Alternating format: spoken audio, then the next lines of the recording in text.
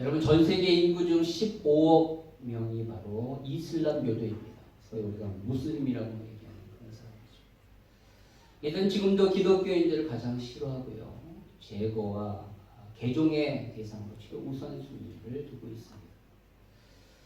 그런데 그들이 믿는 경전인 꾸란, 그 꾸란에 보면요. 놀랍게도 그들이 위대한 선지자, 예언자라고 말하는 그 마호멧, 무하마드에 관한 내용보다 예수님에 관한 내용이 훨씬 더 많다라는 것입니다.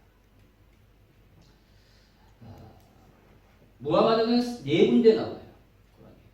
근데 예수님은 무려 25군데나 나옵니다. 그리고 그 내용은 굉장히 성경에 나오는 내용과 비슷합니다. 고란에는 어떠한 여자의 이름도 등장하지 않아요. 그렇기 때문에 이 마호멧의 모친이나 아내 이름이 기록되어 있지 않습니다. 그런데 단 한 명 여자의 이름이 기록되어 있는데 그가 바로 마리아입니다. 예수님의 어머니가 기록되어 있습니다. 심지어 꾸란 3장의 제목은요. 마리아의 가족이라고 되어 있고요. 19장의 제목은 아예 마리아입니다. 예수님에 관하여 3장 45절에서 55절까지 10가지의 내용이 기록되어 있는데 첫째는 켈리마툴라라고 해서 이것은 아랍어로 하나님의 말씀이라는 뜻이에요. 둘째는 오홀라라고 하는데 이것은 하나님의 영이라는 뜻이고요. 셋째는 이설마실이라고 하는데 이것은 예수 그리스도라는 뜻입니다. 즉 꾸란은 예수님의 이름을 하나님의 말씀, 하나님의 영, 그리스도다라고 말하고 있는 거예요. 놀랍죠. 뿐만 아니라 네 번째로는 꾸란은 예수님이 태어난 지 이틀이 되자 말을 했대요. 여기서 좀 약간 이상하죠. 그리고 다섯째로 꾸란은 예수님이 흙으로 살아있는 새를 만들었다라고 얘기합니다. 여섯째로 꾸란은 예수님이 태어나면서부터 눈먼 사람의 눈을 뜨게 했고 문둥병 걸린 사람을 치료해 주었다라고 이야기합니다. 그리고 일곱 번째로 꾸란은 예수님이 죽은 사람을 살렸대요. 여덟 번째로 꾸란은 예수님이 천국에 가셨고 아홉 번째로 꾸란은 그분이 지금도 살아계시며 열 번째로 꾸란은 그분이 재림하실 것이다 라고 얘기합니다. 물론 여기에는 성경이 말하고 있지 않냐는 굉장히 신화적인 그런 내용들이 담겨져 있습니다. 그러나 분명한 것은 예수님이 행하셨던 이 놀라운 치유의 기적과 그리고 그분이 누구신가에 대하여 이 꾸란이 굉장히 잘 말하고 있다는 거죠. 아주 놀라운 거기에 내용이 담겨져 있습니다. 이것만 보면요, 이슬람교는 유대교보다 훨씬 이 기독교에 가깝다라고 할 수 있습니다. 왜냐하면 유대교는요, 예수님이 그 유대인으로 태어났지만 그 예수님의 사역을 아예 부인하거든요. 예수님의 치유, 기적 하나도 믿지 않냐고 예수님의 신적 존재 전혀 부인합니다. 그래서 나중에 십자가에 심지어 죽이잖아요. 신성 모독했다라는 이유로. 그런데 이러한 예수님에 관한 기록이 꾸란에 이렇게 기록되어 있어요. 그러나 가장 중요한 한 가지가 빠져 있어요. 그럼 그것이 뭘까요? 바로 십자가입니다. 십자가 꾸란에는 없어요. 저들은 예수님의 십자가를 생략하거나 무시합니다. 아니, 아예 그 정도가 아니라 꾸란 3장 55절에 보면 적극적으로 예수님 십자가에 죽지 않았대요. 그렇게 가르칩니다. 또 꾸란 23장 50절에 보면 그는 십자가에서 죽음을 면하고 후에 샘이 흐르는 곳으로 갔다라고 묘사합니다. 그리고 그는 죽음을 보지 않냐고 승천했대요. 나중에 다시 재림하는데 그 이유는 우리와 같이 모든 인간들이 죽는 것 같이 죽기 위하여 오신대요. 인간들처럼 죽기 위해 다시 온다라고 이렇게 얘기합니다. 그래서 그들은 지금도 교회가, 기독교가 이 예수를 잘못 가르치고 있다라고 이렇게 얘기합니다. 여러분, 그들은 왜 예수님의 이 십자가를 거부하고 부인할까요? 그것은 바로 이 십자가가 예수님이 우리의 구원자라는 사실을 나타내기 때문에 그렇습니다. 여러분, 왜 예수님이 십자가를 지셨습니까? 그것은 우리의 모든 죄를 그분이 대신 담당하시고 우리의 죄가를 지불하시기 위해 우리의 죄값을 치르시기 위하여 그렇게 하셨다는 거예요. 그러니까 예를 들면 내가 어떤 사람을 죽였어요. 살인죄를 저질러서 내가 사형을 당해야 됩니다. 그런데 나 대신에 나의 아버지가 대신 사형을 받을 수 있다면 아버지가 나의 죄값을 치루었기 때문에 더 이상 나는 죽을 필요가 없는 거죠. 자유롭게 됩니다. 그러나 모든 인간은 다른 사람의 죄를 대신 짊어질 수 없어요. 왜냐하면 그 사람 자체도 죄인이기 때문에. 자신의 죄가 있는데 어떻게 다른 사람의 죄를 대신하여 죽을 수요? 그 사람의 죄를 죄값을 치를 수 있겠습니까? 죄가 없는 사람은 아무도 없어요. 성경은 그것에 대해 분명히 명시합니다. 모든 사람이 죄를 범하였음에 하나님의 영광에 이르지 못한다.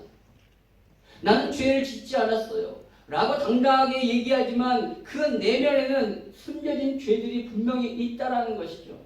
한 번도 태어나서 사람을 해롭게 한 적이 없고 공공법칙을 어긴 지 없다 할지라도 그 사람의 생각과 내면에 사람을 향하여 미워하거나 잘못된 음란한 생각을 하면 분명히 성경 것이 죄다라고 말하고 있어요. 우리의 양심이 우리가 죄인임을 드러낸다라는 것이죠. 따라서 이 땅에 어떤 누구도 다른 사람을 위하여 대신 죽을 수 있는 사람이 없는 거예요. 오직 죄 없는 분이 우리를 대속해야 돼요. 우리의 죄를 위하여 대신 죽어야 되는데 그분이 바로 예수 그리스도라는 거죠. 왜요? 그분이 인간의 몸을 입고 오신 하나님이시기 때문에 그래요. 모든 사람은 죄가 있기 때문에 죽을 수 없어요. 대신에 죄 없으신 하나님이 죽기 위하여 인간의 몸을 입고 이 땅에 온 거예요. 왜? 죽으려면 인간의 몸을 입어야 되기 때문에. 그분이 바로 예수님이시다. 죄 없으신 예수님이 십자가를 지심으로 우리의 모든 죄를 담당하셔서 죄값을 치르셨습니다. 여러분, 십자가는 바로 예수님이 우리의 죄를 다 해결해 주신 구원자이심을 나타내는 거예요. 그리고 여러분, 십자가 뒤에는 반드시 부활이 따르게 돼요. 그분이 우리의 죄를 짊어지고 죽으심으로 다 해결해 주셨다 할지라도 다시 살아나지 않으면 완전한 구원자가 될 수 없어요. 왜냐하면 사망에 지기 때문에 그래요. 죽음, 사망에 지는 거예요. 그냥 죽고 부활하지 않으면. 죄의 값은 사망입니다. 근데 그 사망을 이길 수 있는 것은 다시 사는 길밖에 없는 거예요. 그렇죠? 죽음을 이길 수 있는 것은 다시 사는 거예요. 그렇기 때문에 예수님이 부활하셔야 합니다. 따라서 그분이 십자가에 죽으심으로 우리의 모든 죄를 사하시고 또 부활하심으로 우리가 당할 영원한 그 사망에서 우리를 해방시켜 주셨어요. 그 영원한 사망은 지옥의 고통이죠. 지옥에서 영원한 그 고통의 사망을 당해야 되는데 부활하심으로 그 모든 것들을 해결해 주시고 나의 죄를 십자가에서 해결해 주시고 부활하심으로 영원한 사망에서 나를 건져 주셨다. 그러므로 예수님의 십자가 부활이 그분이 우리의 완전한 구원자이심을 나타내는 증거다라는 것입니다. 여러분 믿으십니까? 여러분 아무리 다른 것을 다 믿는다 하죠. 예수님이 이 땅에 진짜로 살아계셨던 실존임을 역사적 사실이라는 사실을 믿고 그분이 눈먼 자도 고치시고 문둥병도 고치시고 심지어 죽은 자도 살리시며 나중에 죽음을 보지하고 승천하셨다라고 믿을지라도 십자가의 의미를 모르고 그것을 믿지 않으며 그것을 부인한다면 그 사람은 절대로 구원받을 수 없습니다. 또 그렇게 말하지 않는 종교 역시 구원이 없는 거예요. 그렇기 때문에 이슬람은 예수 그리스도가 우리의 위대한 선지자 예언자라고는 얘기하지만 그분이 우리를 구원한 구원자라고 얘기하지 않는 거예요. 여러분 그렇다면 지금 여러분은 무엇을 믿고 있습니까? 왜 교회 다니시죠? 예수님의 죽으심과 부활에 대하여 관심이 없고 그것을 믿지 않으며 그것을 부인한다면 여러분 지금 신앙생활이 아니라 종교생활을 하고 있는 거예요. 교회를 다니지만 생명과 구원이 없는 여타 다른 종교와 같은 인간적인 종교적 행위를 하고 있는 것이라는 것이죠. 따라서 우리 삶의 가장 중요한 것은 바로 예수 그리스도의 십자가와 이 부활인 거예요. 그것을 믿어 구원받고 그것으로 인하여 힘을 얻어 살아가며 그 사실을 증거하는 삶, 그것이 신앙생활입니다. 저와 여러분이 그렇게 살기를 원합니다. 여러분, 다음 주일은요, 고난주간이 시작되는 종려주일입니다. 그리고 그 다음 주일은 부활주일이에요. 그래서 우리는 2주에 걸쳐서 십자가에 대하여 살펴볼 것이고, 부활주일은 부활에 대하여 살펴볼 거예요. 바라기는 이 말씀을 통하여 우리가 붙잡아야 될 예수님의 십자가 부활, 이것이 믿어질 뿐만 아니라 여러분의 사건이 되기를 바랍니다. 나의 사건이 돼요. 다른 사람의 사건이 아니에요. 누구의 사건이에요? 여러분의 사건이 되는 거예요. 오늘 저와 여러분이 보고 있는 이 고린도 전서는 부활하신 예수 그리스도를 빛 가운데 만난 사도 바울이 고린도 지역에 있는 교회를 향하여 쓴 편지예요. 근데 거기에 보면 아주 중요한 이 십자가에 대하여 바울은 이렇게 얘기합니다. 오늘 18절의 말씀을 같이 한번 읽도록 하겠습니다. 시작. 십자가의 도가 멸망하는 자들에게는 미련한 것이요 오늘 받는 우리에게는 하나님의 능력이라. 여기서 십자가의 도는 영어 성경에 보니까 the message of the cross, 십자가의 메시지, 십자가의 말씀이다. 즉 십자가 사건이 우리에게 주는 메시지, 말씀이 있다는 거예요. 단순한 해프닝이 아니라 아주 중요한 메시지가 있는데 이 메시지에 대하여 멸망하는 자들에게는 미련한 것으로 그것이 여겨지지만 구원받은 사람들에게는, 우리에게는 하나님의 능력이 된다라고 말하고 있어요. 여러분, 여기서 멸망하는 자들이란 바로 십자가의 도를 거부하는 유대인들과 헬라인들을 말합니다. 이 글을, 이 편지를 보내고 있는 이 고린도 지역이라는 것은 바로 지중해 연안에 있는 항구 도시로서 오늘날로 말하면 그리스에 있는 항구 도시예요. 이것은 항구 도시이기 때문에 아주 활발한 무역이 일어났습니다. 그래서 수많은 사람들이, 각국의 많은 사람들이 이곳에서 살았어요. 특별히 로마의 압제를 피해서 도망 나온 디아스포라 유대인, 흩어진 유대인들이 이곳에 굉장히 많이 살았고요. 또 이 지역에 원래부터 살고 있는 그리스인, 헬라인들이 주를 이루었습니다. 그런데 바울이 이곳에 가서 복음을 전했을 때 그들의 반응이 어땠는가? 23절에 보니까 이렇게 말하고 있어요. 23절에 보니까 유대인들은 십자가를 꺼리고 이방인들, 헬라인들은 미련한 것으로 여겼다라고 말하고 있습니다. 여러분, 그렇다면 왜 유대인들은 이 십자가의 도를 꺼려 했을까요? 그것은 바로 그들이 표적을 구했기 때문입니다. 22절에 보니까 나오고 있죠. 22절 한번 찾아볼까요? 22절에 유대인들은 표적을 구했다라고 말하고 있어요. 기적을 구합니다. 기적을 구합니다.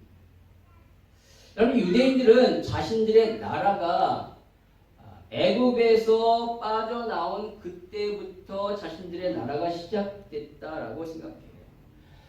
남자만 60만 명, 또 한 200만 명이 애굽에서 있다가 빠져나옴으로 공동체를 이루어 나라가 형성되게 됩니다. 그런데 그렇게 빠져나오게 된 것이 어떻게 빠져나오게 되냐? 하나님의 기적으로부터 빠져나오게 된 거예요. 애굽의 10가지 재앙이 하나님의 은혜 가운데 내려져서 그들의 애굽 출애굽하게 된 것입니다. 따라서 이스라엘이라는 나라 자체가 하나님의 기적으로부터 시작된 나라예요. 그리고 그들은 홍해를 건너는 기적을 체험합니다. 광야로 들어갔을 때 하늘에서 만나와 메추라기가 내리는 기적을 경험하죠. 불과 구름 기둥으로 하나님이 그들을 인도합니다. 반석에서 물이 터집니다. 수많은 적들을 승리케 하는 놀라운 기적을 경험하게 돼요. 이처럼 그들은 하나님의 기적을 매번 경험했고 또 그렇게 경험해야지만 살아갈 수밖에 없는 자들이었기 때문에 그러한 기적을 하나님 앞에 계속해서 구했던 거예요. 그러다 보니까 그 기적에 대해 체질이 돼버린 거예요. 그러나 하나님이 이러한 기적을 베푸신 이유는 그 기적 자체가 중요한 것이 아니라 그 기적 안에 담겨져 있는 하나님의 메시지가 중요한 거예요.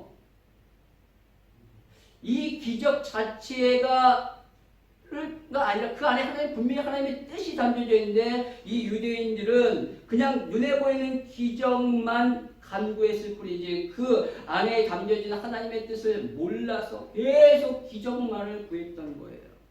그래서 나중에는 하나님보다 하나님이 베푸신 그 기적만 좋아라 하다가 나중에는 하나님을 버리고 다른 신을 이방 종교를 섬기는 데까지 나아갑니다. 왜? 기적만 누가 베푸면 그를 섬기는 거예요. 그들이 원하는 건 하나님이 아니라 기적이기 때문에 다른 애굽신이든 가나안신이든 기적만 베푼다면 나는 상관없는 거예요. 그래서 그렇게 섬겼던 것이죠. 그들에게 있어서는 기적이 중요했습니다. 그래서 우리가 지난주에 살펴봤잖아요. 여호수아 24장 15절의 말씀을 여호수아가 이렇게 해요.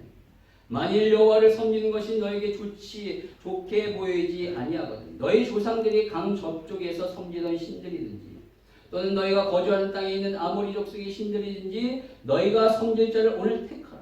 오직 나와 내 집은 여호와를 섬기겠노라 하니라고 말합니다. 이렇게 말한 앞절에 여호수아는 이스라엘에 베푸신 하나님의 놀라운 기적에 대해 쫙 설명해요.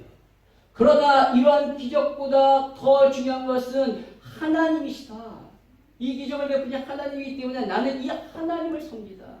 너네는 기적을 중요시 여겨 기적을 준다면 다른 신을 섬기겠지만 나와 내 집은 절대 그렇지 아니고 오직 하나님만을 섬기겠다라고 얘기하는 거예요. 여러분 이처럼 유대인들은요 기적을 구했어요. 어느 정도 구했느냐 신약시대 때 보니까 마태복음 12장 23절에 서기관과 바리새인들이 예수님께 표적을 보여달라고 얘기합니다. 또 16장 1절에 보면 바리새인과 사두개인들이 예수를 시험하여 표적을 구했어요. 마가복음 8장 11절, 누가복음 11장 16절, 요한복음 2장 18절 계속해서 그들은 표적과 기사를 구합니다. 그러자 예수님이 뭐라고 말씀하시느냐? 너희에게 보일 표적은 요나의 표적밖에 없다라고 말씀하십니다. 마태복음 12장 39절, 16장 4절, 누가복음 11장 29절에 그렇게 말씀하시죠. 요나의 표적이 뭘까? 바로 요나가 불순종하여 가다가 바다에 빠졌을 때 물고기가 삼킵니다. 물고기 뱃속에서 3일 반낮 그 흑암 가운데 있다가 3일 후에 토해져 나오죠. 그와 마찬가지로 나 역시도 십자가의 죽음으로 말미암아 내가 죽음으로 말미암아 땅에 흑암에 묻히고 3일 만에 다시 살아날 것을 말씀하시는 거예요. 이 요나의 표적이 바로 예수님의 십자가 부활을 말하는 겁니다. 예수님이 보이실 표적은 바로 십자가 부활이에요. 그것이 기적이라는 거예요. 진정한 기적은 그거다. 근데 그 의미를 그들은 몰랐다는 거예요. 그래서 결국 그들은 예수님을 십자가에 죽입니다. 못 박아요. 유대인들이 못 박죠. 그러면서 그들은 끝까지 십자가에 달리신 그 예수님에게 표적을 요구합니다. 마태복음 27장 41절과 42절에 보니까 그와 같이 대제사장들도 서기관들과 장로들과 함께 희롱하여 이르되 그가 남은 구원은 하였을 때 자기는 구원할 수 없도다. 그가 이스라엘의 왕이로다. 지금 십자가에서 내려올지어다. 그리하면 우리가 믿겠노라 라고 말합니다. 네가 십자가에서 내려오면 믿겠다. 기적을 표적을 구합니다. 여러분 이들의 입장에서 보면요 이 십자가는 저주예요. 왜냐하면 신명기 21장 23절에 보니까 나무에 달린 자는 하나님께 저주를 받았습니다 라고 말하고 있기 때문에 어찌 우리를 구원할 메시아가 이 십자가에 죽을 수 있냐는 거예요. 하나님의 저주를 받은 자가 어떻게 우리의 메시아가 될 수 있느냐. 따라서 네가 메시아라면 이 나무에서 내려와라. 십자가에서 내려와라 라고 이렇게 얘기합니다. 그러면 믿겠다라는 거예요. 그러나 주님은 내려오지 않으셨어요. 왜요? 십자가에서 우리의 모든 저주를 담당하셔야 하기 때문에. 그렇습니다. 예수님은 저주를 받았어요. 우리를 위하여 저주를 받은 거예요. 우리가 받아야 될 저주를 그분이 대신 십자가에서 담당하신 거예요. 따라서 십자가야말로 가장 큰 기적, 표적인 것이죠. 구원을 이룬 완전한 표적이 되는 것입니다. 유대인은 십자가에서 내려오는 눈에 보이는 표적을 구했으나 예수님은 십자가를 통하여 눈에 보이지 아니하는 구원의 기적을 우리에게 베풀어 주신 거예요. 그래서 오늘 본문은 18절에 보니까 구원받은 우리에게는 이 십자가의 도가 하나님의 능력이 되는 거예요. 왜? 구원을 이룬 능력이. 구원받지 못한 사람이 일어나게 돼요. 오늘 유대인들은 신명기 말씀을 통하여 근거로 예수님을 십자가에서 내려오라고 요구했어요. 그러나 그들이 보지 못한 하나님의 말씀이 있습니다. 그것이 뭐냐? 이사야서 53장이에요. 같이 한번 읽도록 하겠습니다. 이사야서 53장 한번 읽어주세요. 시작. 그는 실로 우리의 질고를 지고 우리의 슬픔을 당하였거늘 우리는 생각하기를 그는 징벌을 받아 하나님께 맞으며 분을 당한다 하였노라. 그가 찔림은 우리의 허물 때문이요 그가 상함은 우리의 죄악 때문이라. 그가 징계를 받음으로 우리는 평화를 누리고 그가 채찍에 맞음으로 우리는 나음을 받았도다. 우리를 구원하신 메시아는 우리를 위하여 고난을 당하시고 죽으셔야 한다라고 성경은 분명히 말하고 있어요. 그러나 유대인들이 생각할 때 메시아는 다윗의 후손으로 오셔서 신적인 능력으로 압제받고 있는 우리를 로마에서 해방시키고 그 옛날 찬란했던 다윗 왕조를 다시 세워야 할 분이기 때문에 절대 죽을 수 없는, 심지어 십자가에 죽어? 그 말도 안 되네요. 그래서 그는 이 십자가의 돌을 꺼려 했어요. 여러분, 놀라운 것은 지금도 이들은 이 이사야 53장을 믿지 않습니다. 유대인들은 절대 믿지 않아요. 이것을 읽지 않습니다. 금서예요. 읽지 말라고. 금에 써요. 어떤 히브리 성경에는 아예 이 이사야 53장을 빼버렸어요. 그래서 이스라엘 사람들에게, 많은 이스라엘 사람들에게 현재에도 이 말씀이 구약 성경에 있다라는 사실을 보여주면 너무너무 놀라요. 이런 게 있다. 그 옛날 이사야가 오실 메시아 그리스도에 대하여 예언했는데 이렇게 고통받고 우리를 위해 죽은 자야 한다라는 이 내용에 대해 깜짝 놀랍니다. 그러나 대부분의 종교성이 강한 유대인들은 이것을 읽으려고 하지 않아요. 분명히 그들이 너무나도 존경하는 선지자 이사야의 예언의 말씀에도 불구하고 그렇게 거부한다는 거예요. 그럼 이처럼 유대인들은 표적 때문에 십자가를 꺼려했어요. 십자가의 돌을 꺼려했어요. 여러분, 그렇다면 두 번째로 왜 헬라인은 이 십자가의 돌을 미련하게 여겼을까요? 그것은 바로 지혜 때문에 그렇습니다. 오늘 22절에 보니까 헬라인들은 지혜를 찾는다라고 말하고 있어요. 헬라, 그리스 하면 철학이 생각나죠. 그들은 철학을 너무너무 중요하게 했어요. 철학적 사고와 이 말, 수사학을 가장 중요한 학문으로 여겼던 거예요. 여러분, 지혜는요, 이성을 기준으로 합니다.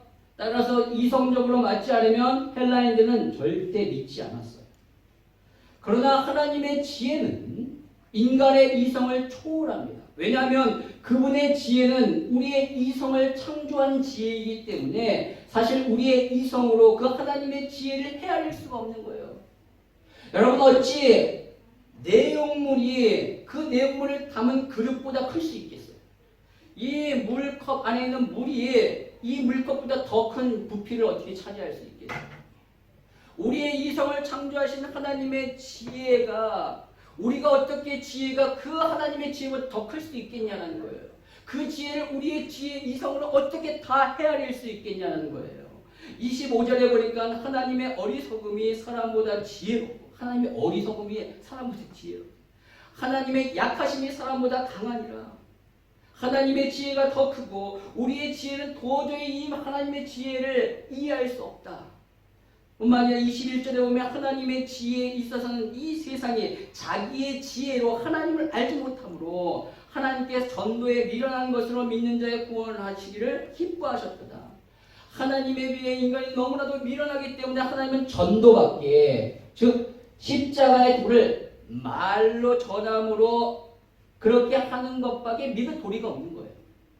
인간이 딱 한번 보고 모든 것을 딱 알 수 있는, 깨달을 수 있는 지혜가 있거나 하나님이 주신 아주 작은 표적으로도 그 하나님의 뜻을 분명히 알 수 있다면 하나님이 여러 방법으로 알려주셨을 거예요. 그러나 인간은 그 이성으로, 그 알량한 이성으로 납득되었을 때만 받아들일 수 있기 때문에 미련한 전도, 이 말로 하는 미련한 전도를 통하여 이렇게 구원의 도를 알려주신다는 거예요.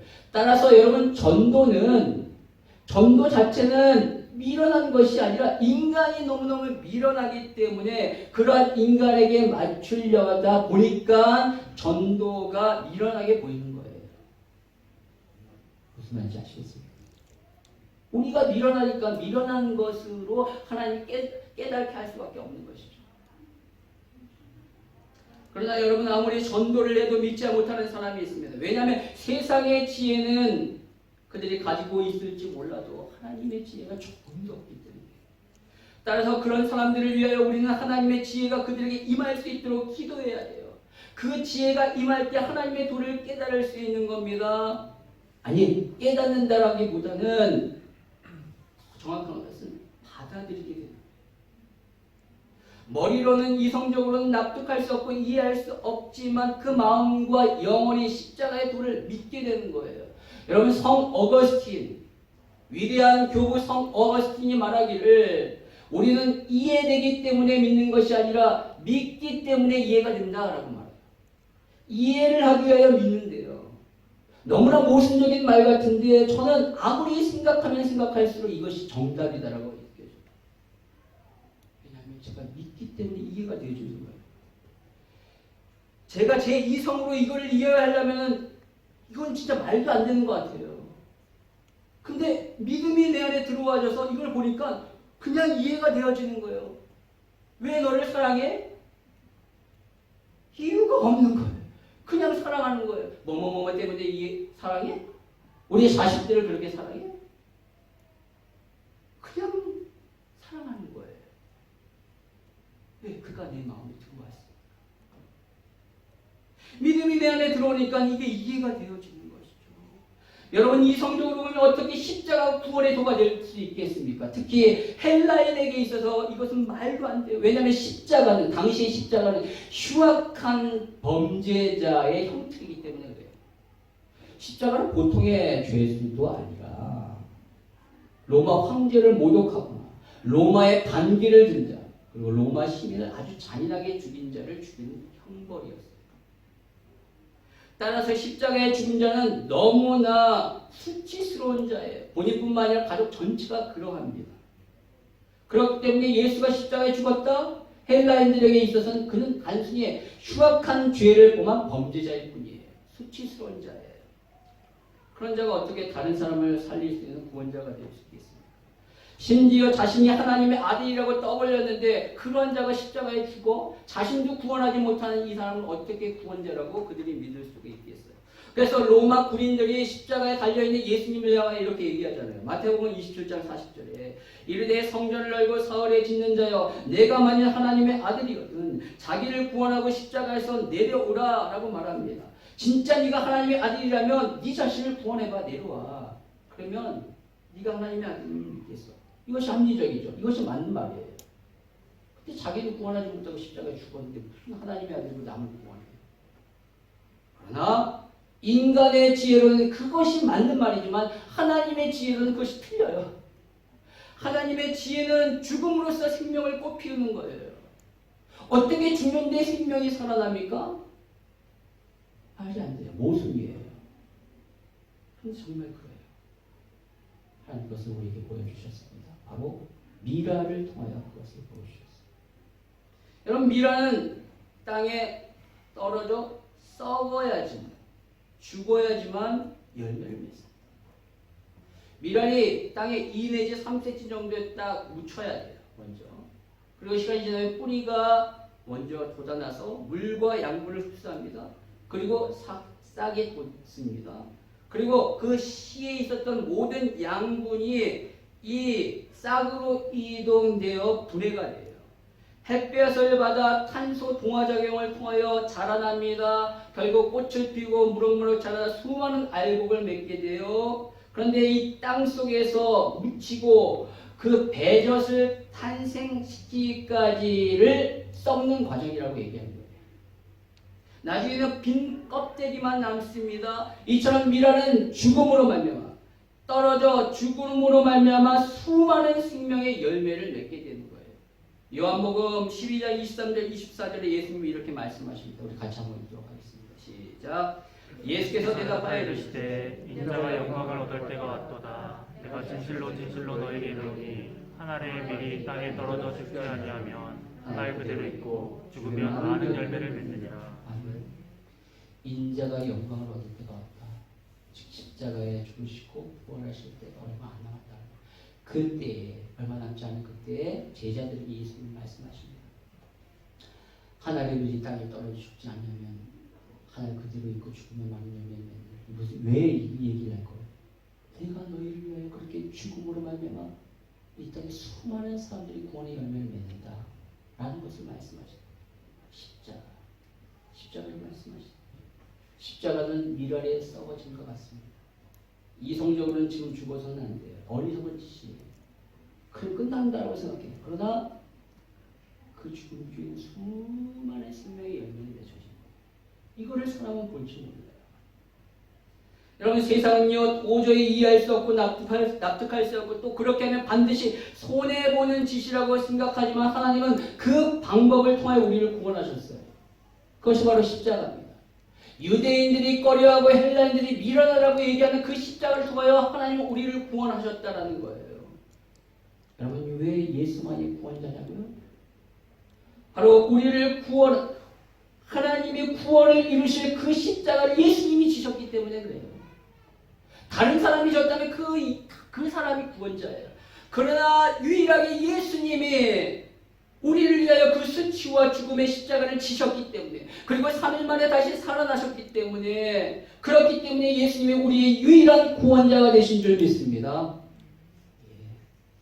저와 여러분이 모든 유대인들이 꺼려하고 또 헬라인들이 미련하다라고 손가락질하는 이 십자가의 도를 받아들였어요. 아니 우리가 받아들이는 것이 아니라 하나님이 우리가 그렇게 받아들일 수 있도록 은혜를 주셨어요. 우리의 노력이 아닙니다. 노력해서 되어지지 않습니다. 그분이 우리를 불쌍히 여기셔서 그렇게 된 거예요. 오늘 저는 저에게 임한 이 은혜가 여러분에게도 임하기를 바랍니다. 이 꺼려지고 미련한 십자가의 도가 여러분 안에 믿어지고 감격으로 이 십자가 오직 십자가 하나만으로 충분하다 라는 그런 고백이 있기를 원합니다. 그랬을 때 우리 주님이 죽음으로 미랄처럼 미랄이 되어 죽음으로 수많은 구원의 열매를 맺었듯이 저와 여러분의 삶 가운데서 우리가 미랄이 되어 수많은 구원의 열매를 맺기를 줄 믿습니다. 저와 여러분의 삶에 그런 은혜가 있기를 주님의 이름으로 축원합니다.